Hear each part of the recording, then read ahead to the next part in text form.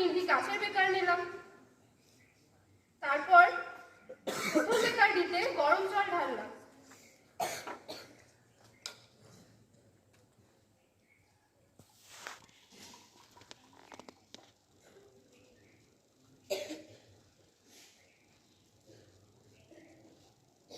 দ্বিতীয় বেকারটিতে সাধারণ জল ঢাললাম।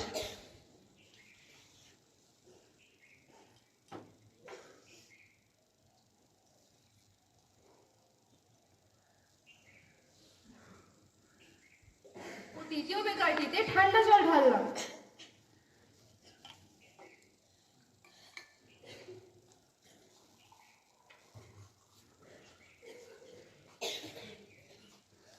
এখন তোমরা জলটিকে স্থির অবস্থায় দেখতে পাচ্ছ।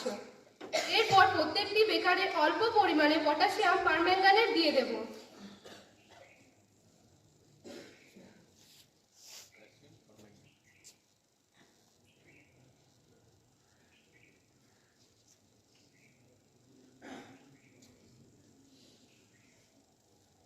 হ্যাঁ, এখন এটাই দেখতে পাচ্ছি যে জলের মধ্যে পটাশিয়াম পারম্যাঙ্গানেট দেওয়ার সঙ্গে সঙ্গে প্রক্রিয়া শুরু হয়ে গেছে।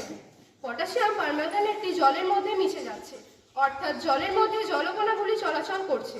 তোমরা কি কেউ বলতে পারবে কোন জলটি কোন অবস্থায় থাকায় পটাশিয়াম পারম্যাঙ্গানেটটি তাড়াতাড়ি মিশছে? হ্যাঁ, সঠিক। জলটি গরম অবস্থায় থাকায় পটাশিয়াম পারম্যাঙ্গানেটটি তাড়াতাড়ি মিশছে। কারণ হলো 1 নম্বর বেকারের জলটিতে তাপশক্তি দেওয়া এটি বেশি উত্তপ্ত হয়েছে এবং জলকণাগুলি খুব তাড়াতাড়ি চলাচল করছে, তাই পটাশিয়াম পারম্যাঙ্গানেট তাড়াতাড়ি মিশছে। এবং সাধারণ অবস্থায় থাকায় জলটি পটাশিয়াম পারম্যাঙ্গানেটটি মধ্যমভাবে মিশছে, কারণ এই তাপমাত্রা সাধারণ অবস্থায় উপস্থিত রয়েছে এবং ঠান্ডা অবস্থায় থাকায় পটাশিয়াম পারম্যাঙ্গানেটটি নিম্ন তাপমাত্রা উপস্থিত রয়েছে। ধন্যবাদ।